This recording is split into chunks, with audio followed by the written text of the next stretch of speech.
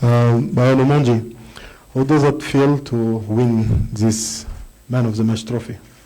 It's a big tournament na ni opportunity poa kupata like kujituma, na naweza sema hii trophy imekuja because team spirit, because watu wamejituma, so we were fighting for something. Hiyo ndio naweza sema like imekuwa ni motivation. Congrats kwa performance nzuri sana. Ningependa tu nikuulize hiyo turnout vile ilikuwa very huge compared na game ya kwanza. Yeah. Na so far umeconcede goal moja tu.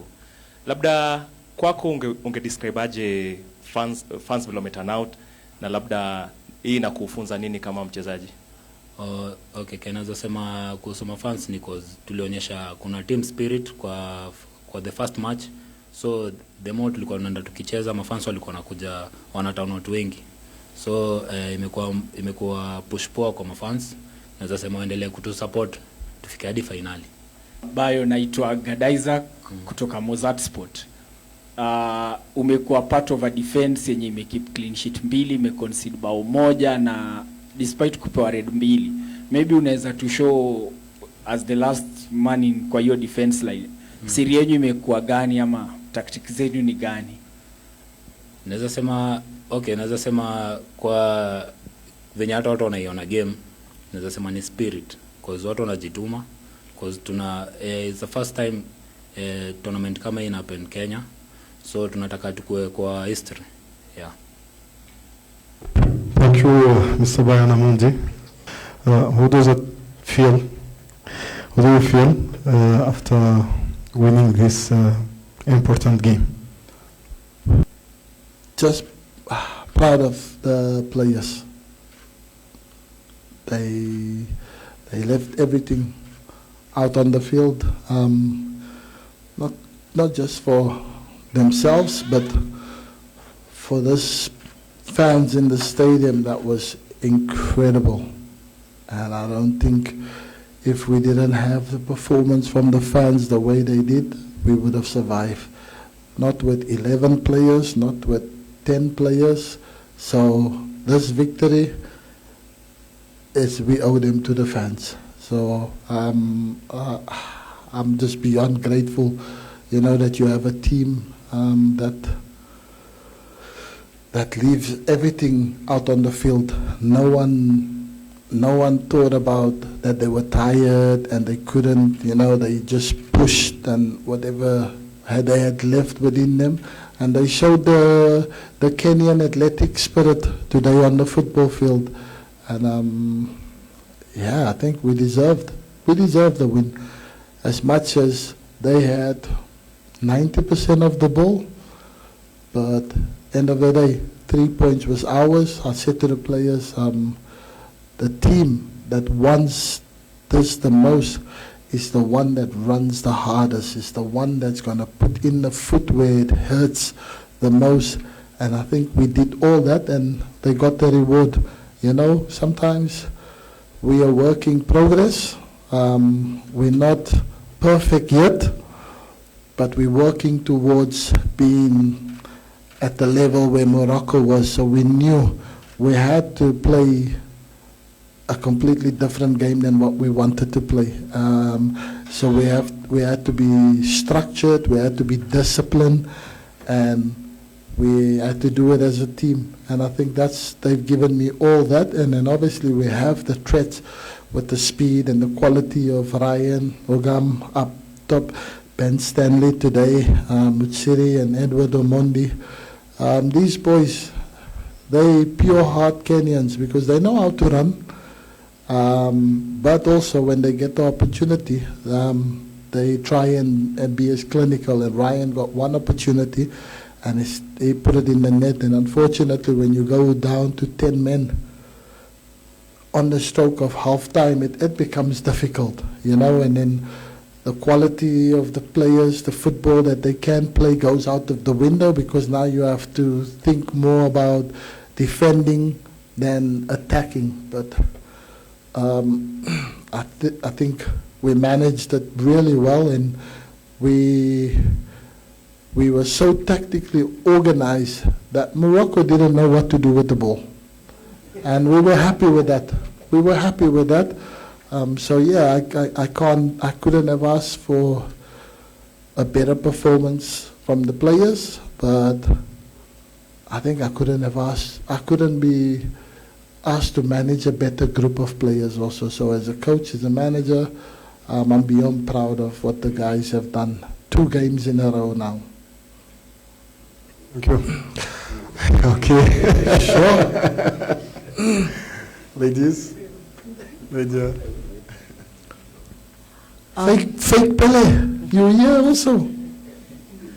Good evening, Coach. My name is Gladys Midacha from NTV. Of course, Coach, you made several changes to the starting squad, and probably that is what Morocco could not figure out.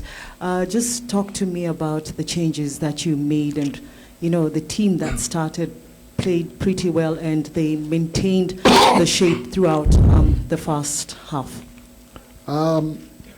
If you can remember, if you were in the post-match interview before the game, where I was asked a question about if I will refresh the team or not, and I said, well, we still have a training session, and in the training session you could see that the fatigue and the tiredness in most of the players, as much, no one wants to tell me that, coach, I'm tired, please pick someone else. So everyone wanted to play, but as a coach you have to also see and understand your players to know that they will go out and play for you, whatever you ask of them. But it's for you to recognize as a coach when it is time to give a player rest, because he will never ask to be on the bench. So yeah, when we saw a lot of tired legs, and we wouldn't have coped with Morocco if we had kept the same team that played against Angola. So it's one of the risks that you take. But for me, I don't call it a risk. I call it about knowing your players, trusting your players, every single one in the squad. You trust them, that's why they are here. And I trust them to go out against Morocco, even if they haven't started the first 2 matches. But they will go and do the best job for the country, for the coach, for the fans, and for themselves and the family. And that's what I got. I got a really fresh team that was energetic, that we could match Morocco. And you saw in the first half, I think we were dominant because we created the most clear-cut opportunities, goal-scoring opportunities. They had one where you say we should have probably gotten punished with the free kick that they take. We kind of switched off for 1 second, and they had a clear opportunity to score from the free kick. But other than that, it was crosses, and which we dealt with perfectly. But yeah, I think our team just had a different edge, and players wanted to prove a point that they wanted to be in for the next game, so they were going to give the performance of their life. So I know I have a squad. Anyone that you put in, they will do the job for the team, and they will do it with flying colors. So I'm very pleased with that. I was able to make the changes that we did and freshen the squad up, and it worked like a charm. It's now 2 games, as you said early on. It's now 2 games, 2 red cards. But then, what I really want to know is, where and how did you really learn the art of, for want of a better word, the dark art of game management? Because in those 2 games, you've managed the games really well. Even under pressure, your team thrived, created chances, and I'm sure lots of coaches will be envious of having their team even play that better with 10 men. So how were you able to learn that and do that?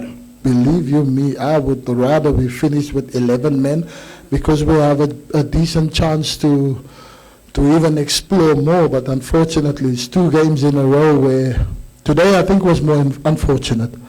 He went to clear the ball and he completely missed the ball, and managed to catch the Moroccan player on the shin. But accidental. The rules that they came to tell us was, if the referee deemed it accidental, then the player gets away with it, and he gets a caution and a talking. But I believe because we were 1-0 up, so they felt that it was only fair to give him his marching orders, irrespective of what the new law about red cards said. But nevertheless, and I'm not sure if you remembered, I played under a certain coach. Jose Mourinho was the master of that. So, as a player playing in a team that plays with 10 men, I'm telling you, it is hell.